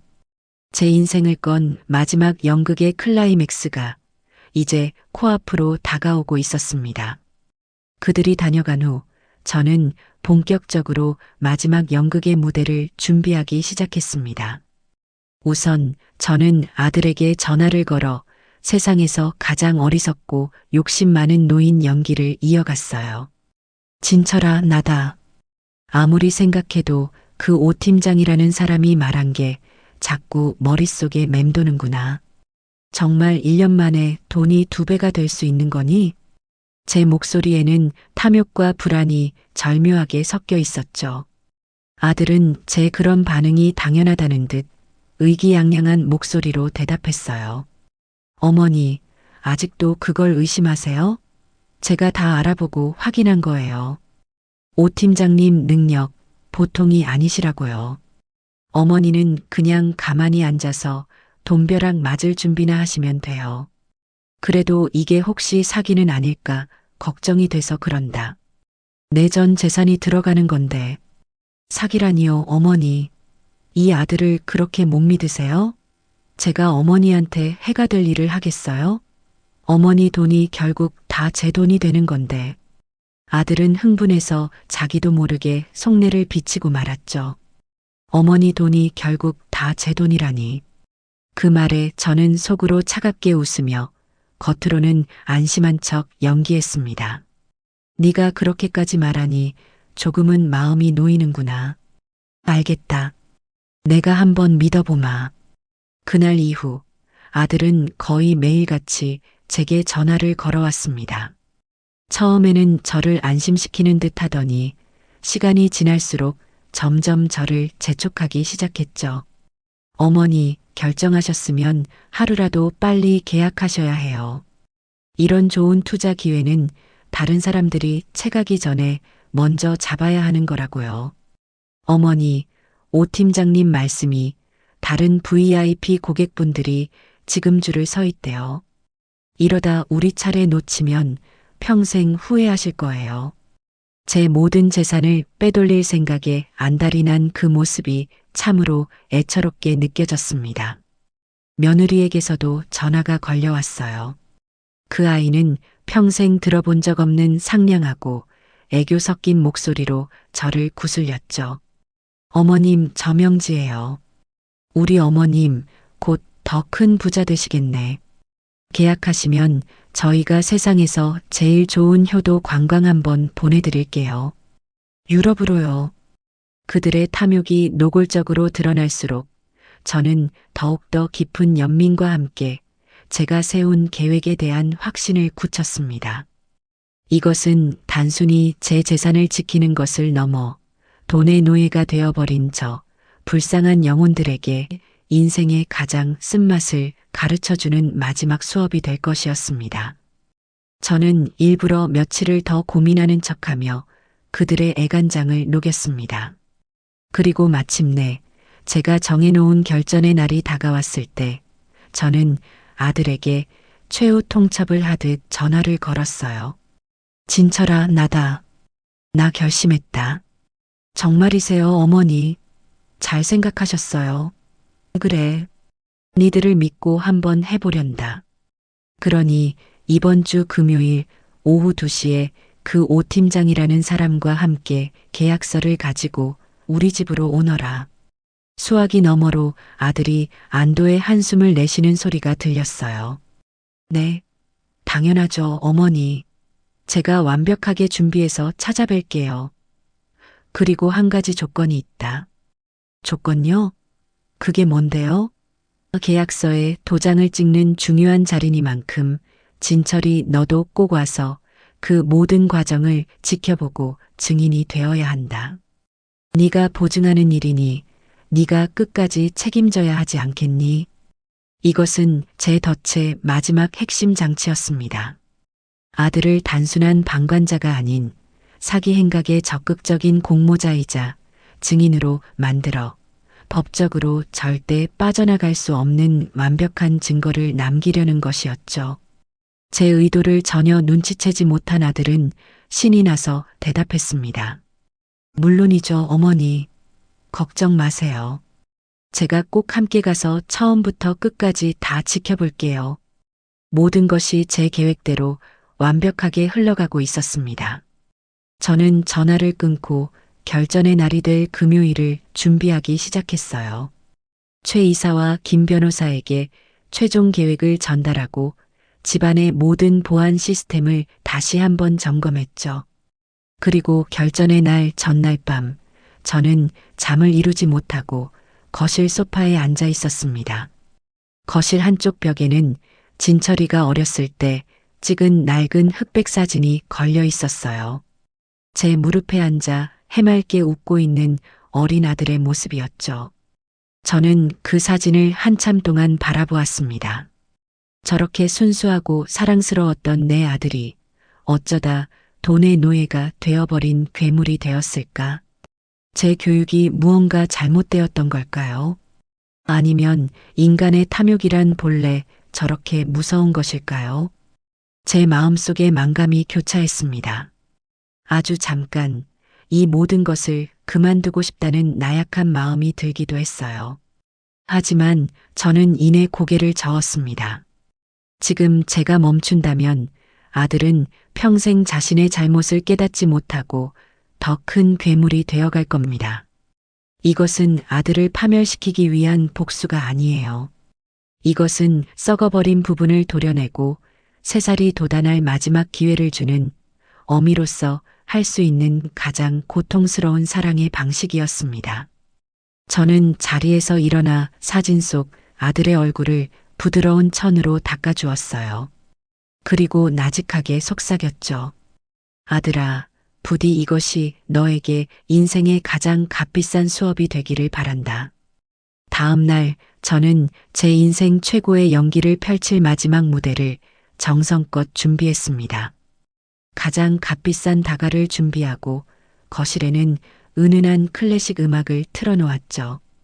마치 거대한 계약을 성사시키는 성공한 사업가처럼 저는 가장 우아하고 기품 있는 모습으로 그들을 맞이할 준비를 마쳤습니다. 제 인생을 건 마지막 연극의 막이 이제 곧 오를 참이었습니다. 마침내 운명의 금요일 오후 2시가 되었습니다. 저는 거실의 가장 깊숙한 소파에 앉아 마치 오랜만에 찾아온 귀한 손님을 기다리는 주인처럼 평온한 자세를 유지하고 있었죠. 테이블 위에는 최고급 닭이에 담긴 따뜻한 우전차가 은은한 향을 피우고 있었고 벽에 걸린 스피커에서는 제가 가장 좋아하는 쇼팽의 녹턴이 물처럼 부드럽게 흘러나오고 있었습니다. 이 모든 평화롭고 우아한 풍경은 곧 벌어질 폭풍 전야의 고요함이라는 것을 저만이 알고 있었죠. 제 등 뒤 서재와 집안 곳곳에 설치된 카메라와 마이크가 이 무대 위 모든 배우들의 대사와 표정 하나하나를 남김없이 기록할 준비를 마친 상태였습니다. 정확히 2시 정각 인터폰이 울렸습니다. 저는 일부러 반박자 늦게 살짝 잠이 들었다 깬 사람처럼 나른한 목소리로 응답했어요. 누구신가요? 어머니, 저예요, 진철이. 오 팀장님과 함께 왔습니다. 화면 속 아들의 얼굴은 이제껏 본 적 없을 정도로 환하게 빛나고 있었어요. 마치 일생일대의 보물이라도 눈앞에 둔 사람처럼 탐욕과 흥분으로 번들거리고 있었죠. 그 옆에 오 팀장 역시 자신만만한 미소를 띤 채 고개를 까딱였습니다. 저는 보안실에 그들을 올려보내라고 지시하고 현관으로 나가 직접 그들을 맞이했습니다. 어서 오너라. 기다리고 있었다. 제 차분한 인사에 아들은 과장되게 살가운 목소리로 대답했어요. 어머니, 안색이 좋아 보이시네요. 역시 좋은 결정을 앞두고 계셔서 그런가 봐요. 어머님. 오늘이 바로 어머님의 인생이 황금빛으로 물드는 첫날이 될 겁니다. 오 팀장이 너스레를 떨며 가죽 가방을 고쳐들었죠. 저는 그들을 거실로 안내했습니다. 제 집의 압도적인 크기와 한강이 내려다 보이는 풍경에 잠시 압도되었던 그들은 이내 이 모든 것이 곧 자신들의 것이 될 것이라는 확신에 찬 눈빛으로 서로를 쳐다보며 미소 지었습니다. 앉으시게들. 차는 준비해 두었으니 제가 권하는 자리에 앉으며 오 팀장은 마치 자신의 무대라도 되는 양 테이블 위에 묵직한 서류 가방을 올려놓고는 경쾌한 소리를 내며 잠금 장치를 풀었습니다.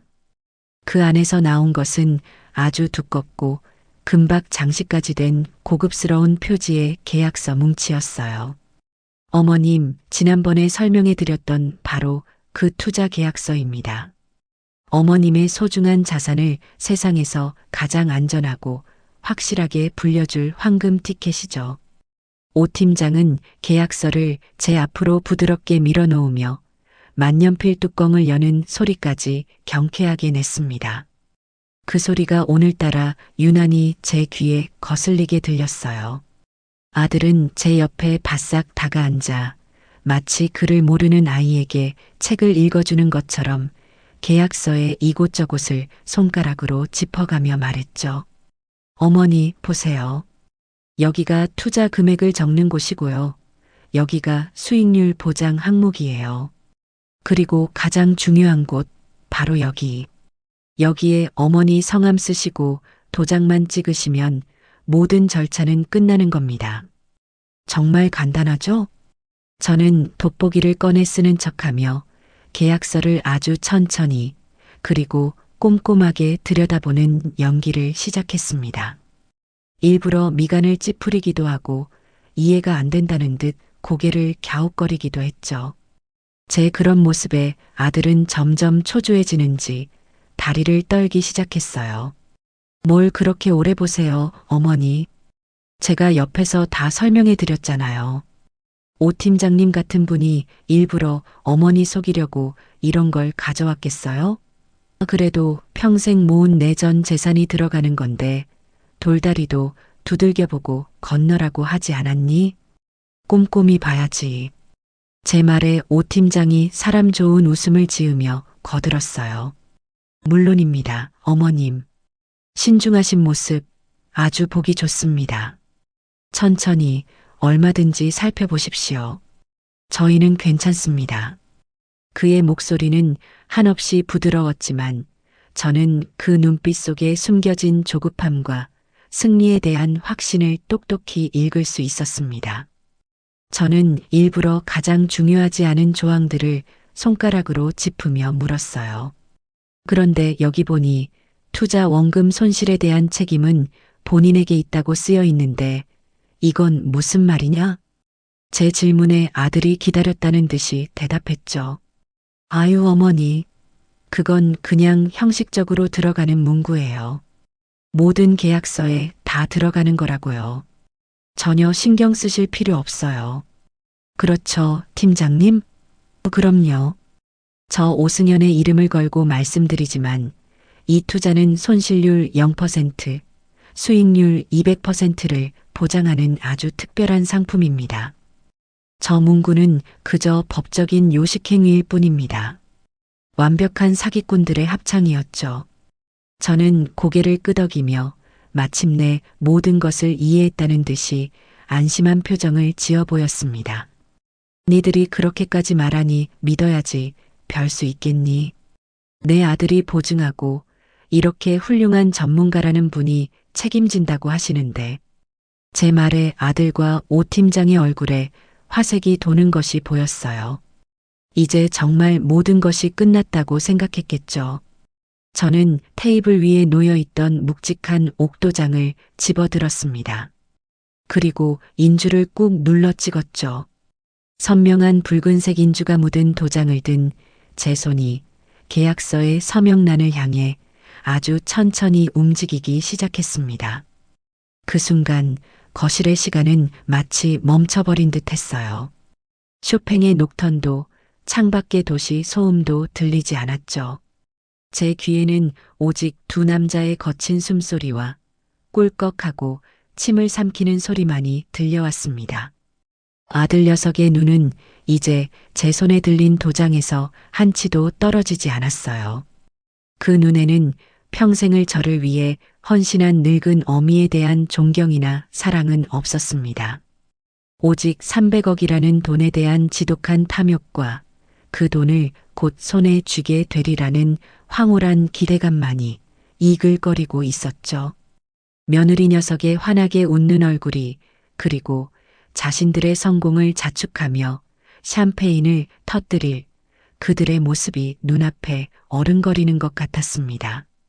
제 손이 서명란 위 텅 빈 공간에 멈춰 섰습니다. 이제 도장을 찍기만 하면 이 길고 지루한 연극은 막을 내리게 될 겁니다. 아들은 저도 모르게 상체를 깊이 숙이고 있었고 오 팀장은 이미 승자의 미소를 입가에 머금고 있었죠. 저는 마지막으로 아들의 얼굴을 한번 쳐다보았습니다. 그리고 속으로 나직하게 말했죠. 그래, 아들아. 이것이 네가 선택한 길이고 네가 치러야 할 대가다. 저는 숨을 참고 도장을 종이 위로 내리찍으려는 마지막 동작을 취했습니다. 바로 그 찰나였습니다. 제 손이 종이에 닿기 직전 제 맞은편에 앉아있던 오 팀장이 번개와 같은 속도로 손을 뻗어 제가 들고 있던 계약서 뭉치를 낚아챘습니다. 쩍! 하는 종이가 찢어지는 날카로운 소리가 정적을 깨뜨렸습니다. 오 팀장은 아무런 표정 변화 없이 그 두꺼운 계약서를 마치 신문지 찢듯이 가차없이 반으로 찢어버렸어요. 그리고는 한 번 더, 또 한 번 더. 순식간에 300억짜리 황금 티켓은 그의 손에서 무참한 종이 조각이 되어버렸죠. 아들의 입이 벌어졌습니다. 눈은 금방이라도 튀어나올 것처럼 커졌죠. 무슨 일이 일어났는지 이해하지 못하는 완벽한 충격과 혼돈의 표정이었습니다. 그는 저와 찢어진 계약서 조각, 그리고 오 팀장의 얼굴을 번갈아 쳐다보며 말을 더듬기 시작했어요. 지금 무슨 짓입니까? 오 팀장님, 당신 미쳤어요. 아들이 소리를 지르며 자리에서 벌떡 일어났습니다. 하지만 오 팀장은 조금도 동요하지 않았어요. 그는 찢어진 종이 조각들을 마치 쓰레기를 버리듯 테이블 위로 아무렇게나 던져버렸습니다. 그리고는 자리에서 일어나 저를 향해 깍듯하게 90도로 허리를 숙였죠. 거실에는 그의 낮고 선명한 목소리가 울려 퍼졌습니다. 회장님, 저들의 범죄 공모 및 사기 실행 착수 증거 수집 완벽하게 끝냈습니다. 임무 완수했습니다. 그 순간 거실의 모든 공기가 얼어붙었습니다. 회장님, 오 팀장의 입에서 나온 그 지극히 사무적이고 낯선 단어는 이 거실의 모든 공기를 순식간에 날카로운 유리 조각으로 바꿔버렸습니다. 그것은 아들 유진철의 고막을 찢고 들어가 그의 뇌리에 박힌 거대한 쐐기와도 같았죠. 진철이의 얼굴은 이해할 수 없는 현상을 목격한 사람처럼 하얗게, 그야말로 종이장처럼 하얗게 질려버렸습니다. 방금 전까지 세상을 다 가진 듯 탐욕으로 번들거리던 그의 눈동자는 이제 갈피를 잃고 미친 듯이 흔들리기 시작했어요. 그는 믿을 수 없다는 듯, 아니, 이 모든 상황을 필사적으로 부정하려는 듯 저와 오 팀장, 그리고 테이블 위에 흩어진 무참한 종이 조각들을 번갈아 쳐다보며 고장난 기계처럼 삐걱거리며 입을 열었습니다. 회장님? 무슨 소리야, 그게. 당신 지금 제정신이야? 이게 어떤 계약서인데 이걸 찢어. 아들은 마치 발작이라도 일으킬 것처럼 소리치며 오 팀장에게 달려들려 했습니다. 그의 두 손이 오 팀장의 멱살을 향해 뻗어나가는 순간이었죠. 하지만 오 팀장은 조금도 당황하지 않았어요. 그는 번개 같은 속도로 아들의 손목을 한 손으로 가볍게 틀어쥐었습니다. 화려한 정장 아래에 숨겨져 있던 강철처럼 단단한 힘이 느껴졌죠. 아들은 자신의 손목이 제압당했다는 사실에 더욱 경악하며 버둥거렸습니다. 이 사기꾼 자식이 지금 뭐 하는 짓이야? 유진철 씨, 경거망동하지 마시죠. 지금부터는 상황이 완전히 달라졌으니 말입니다. 오 팀장의 목소리는 방금 전까지 저를 구슬리던 그 꿀처럼 달콤한 목소리가 아니었습니다. 한겨울 얼음장처럼 차갑고 한치의 감정도 씻지 않은 완벽하게 통제된 전문가의 목소리였죠. 그는 아들의 손목을 가볍게 놓아주며 제 쪽을 향해 다시 한번 깍듯하게 고개를 숙였습니다. 다시 한번 보고 드립니다, 회장님. 유진철 씨와 서명지 씨의 범죄 공모 및 사기 실행 착수 단계까지의 모든 증거 수집 완벽하게 끝냈습니다. 그의 반복되는 보고에 아들은 이제 분노를 넘어선 순수한 공포에 휩싸인 듯 보였습니다. 그는 비틀거리며 몇 걸음 뒤로 물러서더니 이제는 제게로 애원과 비난이 뒤섞인 눈빛을 보내며 절규하듯 외쳤습니다. 어머니, 이게 다 무슨 연극이에요. 저 사람이 지금 무슨 헛소리를 하는 거예요. 어머니, 제발 말씀 좀 해보세요. 저 사람 저거 사기꾼이잖아요. 어머니 재산 노리고 접근한 거잖아요.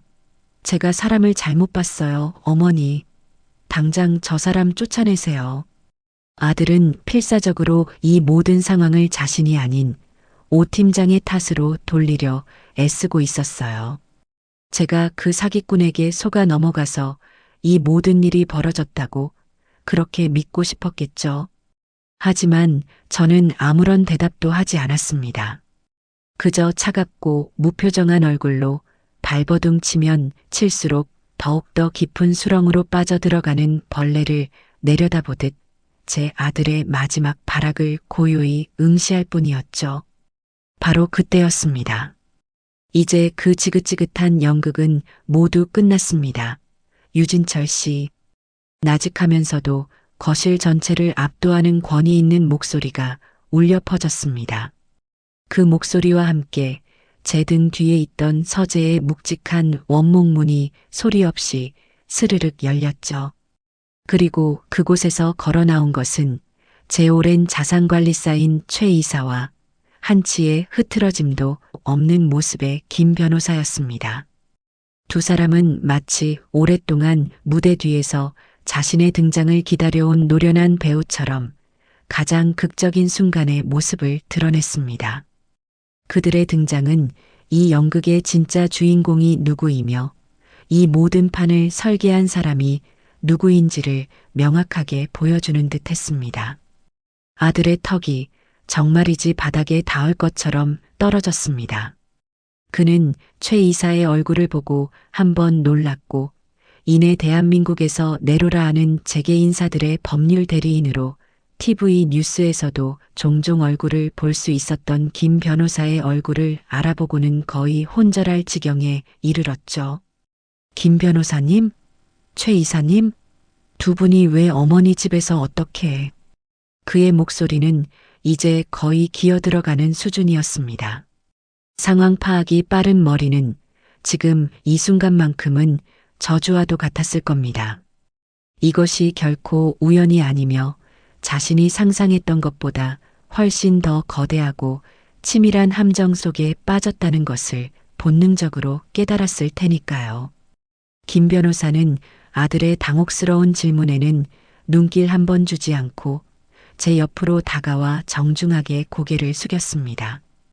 회장님, 그동안 심려가 많으셨습니다. 계획대로 모든 것이 순조롭게 진행되었습니다. 이제 저희가 깔끔하게 마무리하겠습니다. 그는 들고 있던 태블릿 PC의 전원을 켜 넋이 나간 채 굳어버린 아들의 눈앞에 들이밀었습니다. 태블릿의 밝은 화면 속에서는 바로 조금 전 이 거실에서 벌어졌던 모든 상황이 마치 한 편의 영화처럼 고스란히 재생되고 있었어요. 각도까지 완벽하게 계산된 여러 대의 카메라가 촬영한 영상이었죠. 어머니는 그냥 저희만 믿고 도장만 찍으시면 되는 거예요. 이 투자는 손실률 0%, 수익률 200%를 보장하는 아주 특별한 상품입니다. 저 오승연의 이름을 걸고 말씀드리죠. 어머니 돈이 결국 다 제 돈이 되는 건데 제가 어머니한테 해가 될 일을 하겠어요? 자신들의 목소리가 거실에 너무나도 선명하게 울려 퍼지자 아들의 얼굴에서 마지막 남은 핏기마저 완전히 사라져버렸습니다. 그는 마치 유령이라도 본 사람처럼 화면을 쳐다보며 아무 의미 없는 소리를 중얼거렸죠. 아니야, 이건 아니야, 이건 꿈이야. 김 변호사는 영상을 잠시 멈추고는 판사가 피고인에게 판결을 내리듯 얼음처럼 차갑고 단호한 목소리로 말했습니다. 유진철 씨, 그리고 현재 이 자리에 없지만 이번 범죄의 핵심 공모자인 부인 서명지 씨, 두 분은 사기 미수 및 존속재산 편취 공모 혐의로 오늘부로 정식 고소될 예정입니다. 지금 보고 계신 이 영상은 빙산의 일각에 불과합니다. 두 분이 지난 몇 주간 회장님과 나눈 모든 통화는 완벽하게 녹취되었고 친척들에게 어머니가 정신이 온전치 못하다며 허위 사실을 유포하여 금치산자 지정을 유도하려 했던 모든 증거까지 차고 넘칠 정도의 물증이 이미 저희 로펌의 서버에 안전하게 보관되어 있습니다. 김 변호사는 태블릿 화면을 옆으로 밀어 아들과 며느리가 친척들과 통화하는 내용이 텍스트로 변환된 녹취록 파일을 보여주었습니다. 우리 엄마 요즘 좀 이상하지 않아?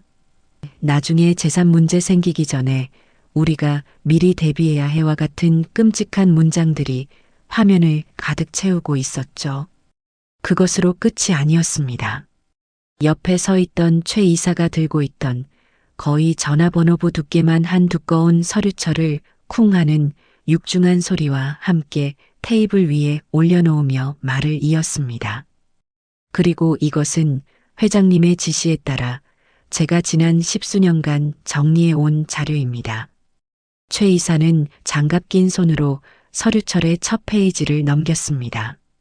유진철 씨가 태어나서부터 바로 어제까지 회장님께서 유진철 씨에게 지원해 주신 모든 내역이 단 1원의 오차도 없이 기록된 지출 증빙 자료입니다. 최 이사는 마치 역사가의 연대기를 읊듯이 서류의 내용을 담담하게 읽어내려가기 시작했습니다. 2003년 미국 박사과정 1학기 등록금, 당시 환율로 25,000달러. 2013년 7월 20일 귀국 기념 선물, 독일 비사 세단 1억 2천만 원. 2015년 6월 12일 유진철 씨 신혼집, 강남구 대치동 아파트 매입 자금 15억 원 전액. 2022년 12월 24일 며느님이신 서명지 씨의 크리스마스 선물, 프랑스 H사 명품 핸드백 1,800만 원. 최 이사의 목소리는 감정 없이 건조했지만 그가 읊는 하나하나의 항목은 아들의 심장에 박히는 비수와도 같았을 겁니다. 그의 인생이 그가 스스로의 능력으로 이룩했다고 굳게 믿어왔던 모든 것들이 사실은 어머니의 희생으로 쌓아 올린 거대한 빚의 목록에 불과했다는 사실이 만천하에 공개되는 순간이었죠. 이 모든 금액을 현재 가치로 환산하고 법정 이자를 더할 경우 유진철 씨 부부가 회장님께 갚아야 할 채무는 어림잡아도 100억 원을 훌쩍 넘길 것으로 추산됩니다. 회장님께서 원하신다면 저희는 사기 고소와는 별개로 이 모든 증여 재산에 대한 부당이득, 반환 청구 소송 또한 즉시 진행할 수 있습니다. 아마 두 분의 전 재산을 처분하고 평생을 일해도 다 갚기 힘든 금액이 될 겁니다. 모든 것이, 정말로 모든 것이 끝났다는 것을 아들은 그제야 온몸으로 깨달은 모양이었습니다. 그의 강철 같던 자존심과 오만함이 산산조각 나는 소리가 들리는 듯 했어요. 그의 다리가 후들거리며 힘없이 풀렸고 그는 그 자리에 그대로 털썩 주저앉고 말았습니다. 한때 대한민국 최고의 지성이라 자부하던 오만한 박사 유진철의 모습은 어디에도 없었습니다. 그저 모든 것을 잃고 자신의 어리석음이 만들어낸 거대한 빚더미 앞에서 절망에 빠진 초라하고 가련한 한 사내만이 바닥에 주저앉아 있을 뿐이었죠. 그때 이 모든 상황을 침묵 속에서 지켜보고 있던 제가 처음으로 입을 열었습니다.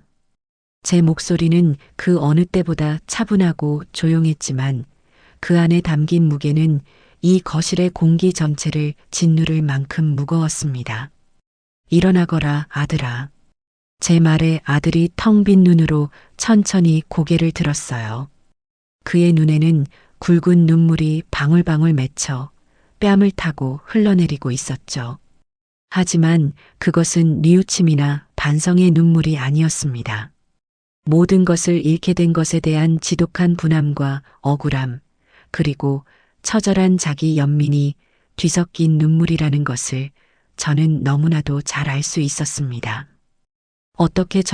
어머니가 어떻게 저한테 이러실 수가 있어요. 제가 어머니 아들이잖아요. 하나뿐인 아들이잖아요. 그의 처절하고 원망 섞인 외침에 제 입가에는 희미한 미소가 떠올랐습니다.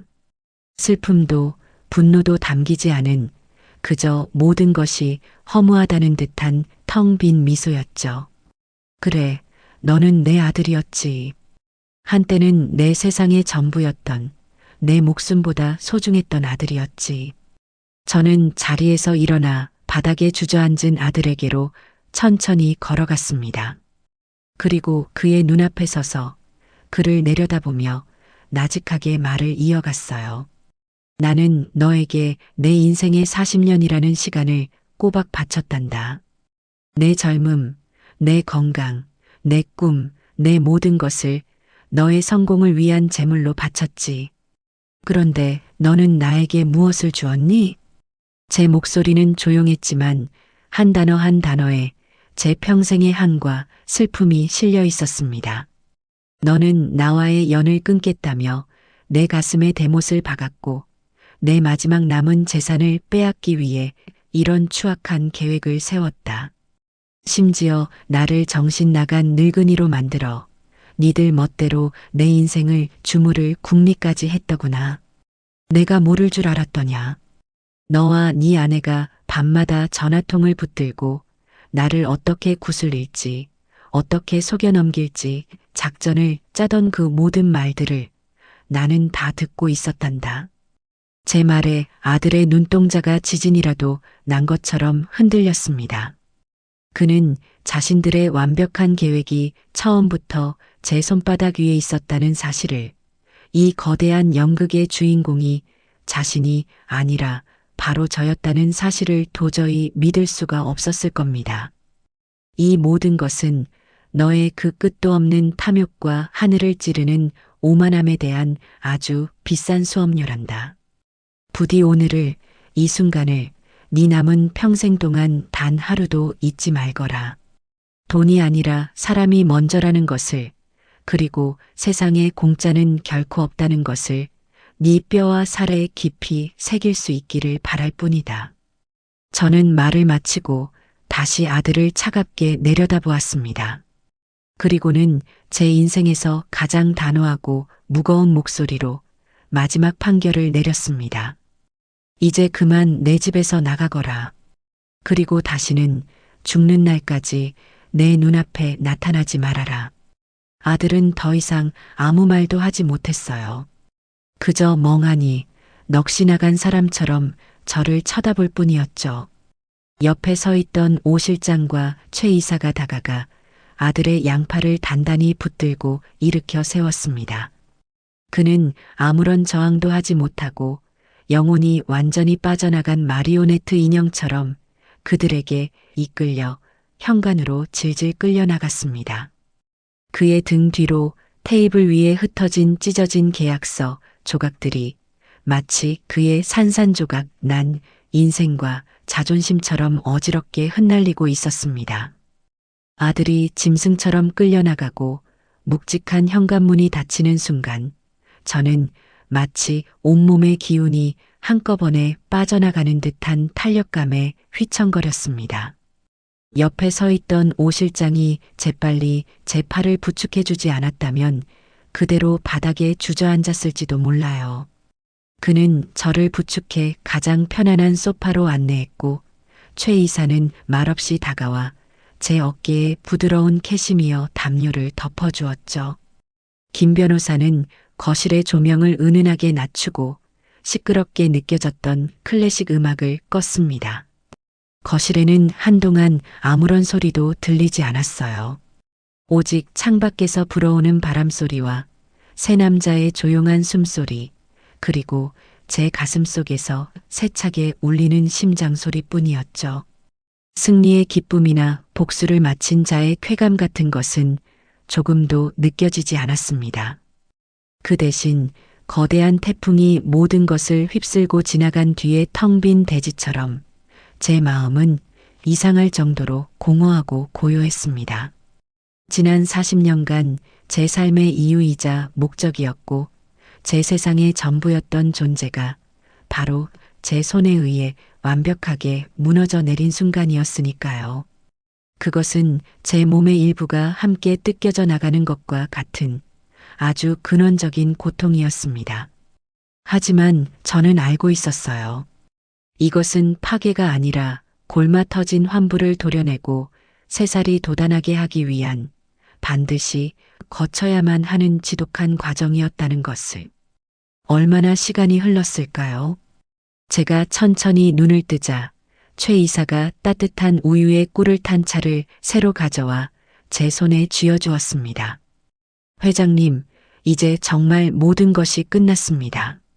그동안 심신이 많이 지치셨을 테니 아무 생각 마시고 푹 쉬셔야 합니다.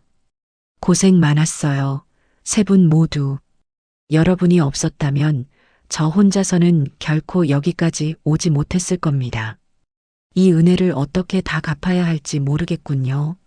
제 진심 어린 말에 김 변호사가 부드럽게 미소 지으며 대답했죠. 은혜라니요. 당치 않으십니다. 저희는 그저 회장님의 올곧은 뜻을 따랐을 뿐입니다. 오히려 회장님의 흔들림 없는 지혜와 결단력에 저희가 더 많이 배우고 감명받았습니다. 대한민국에 회장님 같은 어르신이 계시다는 것이 저희에게는 큰 자랑입니다.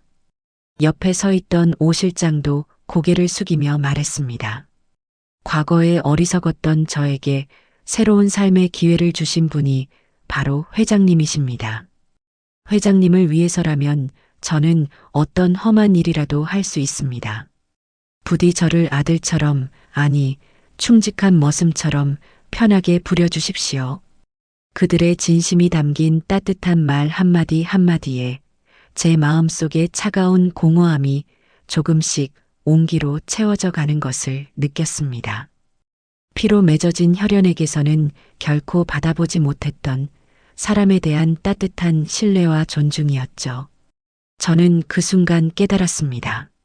진정한 가족이란 핏줄이라는 이름으로 서로를 옥죄고 상처 주는 관계가 아니라 서로의 아픔을 보듬고 기댈 수 있는 사람들의 연대라는 것을요. 그날 이후 저는 제 삶의 새로운 장을 열기 위한 구체적인 준비를 시작했습니다. 김 변호사는 제 지시에 따라 아들 내외에게 법률 대리인 명의로 마지막 내용 증명을 보냈습니다. 그 안에는 이번 사기 미수 및 공모에 대한 모든 증거 자료 목록과 함께 앞으로 제 반경 500m 이내 접근 금지, 모든 형태의 연락 금지, 그리고 손주에 대한 면접 교접권 포기를 요구하는 내용이 담겨 있었죠. 만약 이 중 하나라도 어길 시에는 그 어떤 자비나 용서도 없이 즉시 형사 고소와 함께 준비된 모든 민사 소송을 진행할 것이라는 강력하고 최종적인 경고도 잊지 않았습니다. 아들 내외의 몰락은 제가 예상했던 것보다 훨씬 더 빠르고 완벽했습니다. 그들은 저를 정신 나간 노인으로 몰기 위해 온갖 험담을 늘어놓았던 친척들 사이에서 이제는 천하에 둘도 없는 파렴치한 자식들로 낙인 찍혔죠. 제가 직접 나서서 해명하거나 억울함을 토로할 필요도 없었습니다. 소문은 꼬리에 꼬리를 물고 퍼져나갔고 아들의 학계 명성과 평판은 하루아침에 바닥으로 떨어졌습니다. 그가 그토록 야심차게 준비하던 연구소 설립 계획은 당연히 물거품이 되었고 그를 존경하고 따르던 동료 교수와 후배 연구원들마저 모두 차갑게 등을 돌렸죠. 며느리 역시 그토록 집착하고 자랑하던 상류층 사교 모임에서 완벽하게 퇴출당했습니다. 결국 그들은 얼마 버티지 못하고 강남의 아파트를 헐값에 처분하고 어디론가 흔적도 없이 사라졌다는 소식만 최 이사를 통해 건조하게 전해 들었을 뿐입니다. 저는 그들을 법의 심판대에 세워 감옥에 보내는 대신 그들을 제 인생에서 그리고 제 기억 속에서 완벽하게 지워버리는 길을 택했습니다. 그것이 제가 그들에게 내릴 수 있는 가장 큰 벌이자 저 자신을 위한 가장 완벽한 치유책이라고 굳게 믿었기 때문이죠. 그리고 저는 제 오랜 꿈이었던 황금빛 노후 계획을 본격적으로 실행에 옮기기 시작했습니다. 저는 제 사재의 절반 이상을 출연하여 공익재단을 설립하기로 결심했어요. 재단의 이름은 제 이름을 따 따뜻한 동행, 김영선 재단이라고 지었죠. 재단의 설립 목적은 단 하나, 자녀들의 재산 다툼이나 정서적, 경제적 외면으로 인해 고통받는 이 땅의 모든 어르신들에게 든든한 법률적 방패이자 따뜻한 심리적 안식처가 되어주는 것이었습니다. 최 이사는 제 간곡한 부탁을 받아들여 재단의 든든한 이사장이 되어 주었고, 김 변호사는 재단의 법률 자문위원장을 맡아 법의 사각지대에서 고통받는 어르신들을 위한 무료 법률 지원 시스템을 구축해 주었습니다. 그리고 과거에 어리석었던 자신을 깊이 반성하고 제게 새로운 삶의 기회를 얻은 오 실장은 재단의 현장 소통 실장이라는 직책을 맡아 위험에 처한 어르신들을 직접 찾아뵙고 그분들의 안전을 지키며 어려움을 해결해드리는 우리 재단의 가장 믿음직한 해결자 역할을 훌륭하게 해내고 있었죠. 어느 눈부시게 맑은 가을날, 재단의 소박한 현판식이 열렸습니다. 저는 시끄럽고 화려한 행사는 모두 생략하고 저희 재단의 도움을 받아 새로운 삶을 시작하게 되신 어르신 몇 분과 재단을 위해 묵묵히 땀 흘려주는 젊은 직원들만 초대하여 조촐한 다과회를 열었습니다. 그곳에서 저는 제 인생 처음으로 유진철 엄마가 아닌 김영선 이사장이라는 제 이름 석자로 사람들 앞에 섰습니다. 저는 오늘 이 자리에 서기까지 제 인생의 가장 아픈 손가락을 제 손으로 직접 잘라내는 고통스러운 시간을 거쳐야만 했습니다. 그 시간을 통해 저는 이 세상에는 저와 같은 아픔을 혹은 그보다 더한 고통을 홀로 감내하고 계신 어르신들이 너무나도 많다는 것을 가슴 아프게 깨달았습니다. 저희 따뜻한 동행재단은 바로 그분들의 잃어버린 존엄과 빼앗긴 행복을 되찾아드리는 작지만 따뜻한 등불이 되고자 합니다. 저는 이제 혈연만이 가족이라고 생각하지 않습니다.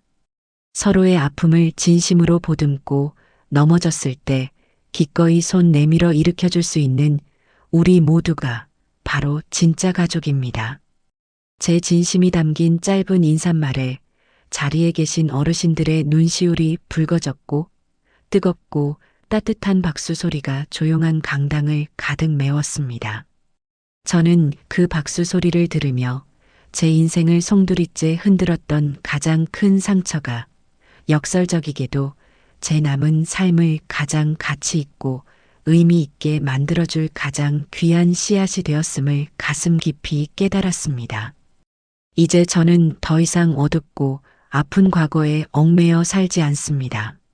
아침에는 재단으로 출근해 밀린 서류를 검토하고 도움이 필요한 어르신들의 사연을 하나하나 꼼꼼히 읽어봅니다. 오후에는 직접 현장으로 나가 그분들의 손을 맞잡고 그분들의 길고 외로웠던 이야기에 조용히 귀를 기울이죠. 저녁에는 제 안식처인 펜트하우스로 돌아와 저만을 위한 고요하고 충만한 시간을 보냅니다. 통유리창 너머로 펼쳐진 서울의 야경은 여전히 눈부시게 아름답고 이제 제 곁에는 저를 진심으로 존중하고 아껴주는 새로운 가족들이 함께하고 있으니까요. 저는 오늘 밤도 창가에 앉아 김이 모락모락 나는 따뜻한 대추차를 마시며 저 멀리 은하수처럼 반짝이는 도시의 불빛들을 내려다봅니다. 저 수많은 불빛 아래 또 다른 누군가가 과거의 저처럼 홀로 아파하며 눈물 흘리고 있을지도 모르죠. 하지만 이제 저는 두렵지 않습니다. 저는 마침내 제 이름 석자 김영선으로 당당하게 살아가는 법을 배웠고 제 남은 생을 어떻게 살아가야 할지 그 방향을 분명히 알게 되었으니까요. 이것이야말로 돈으로는 결코 살 수 없는 제 인생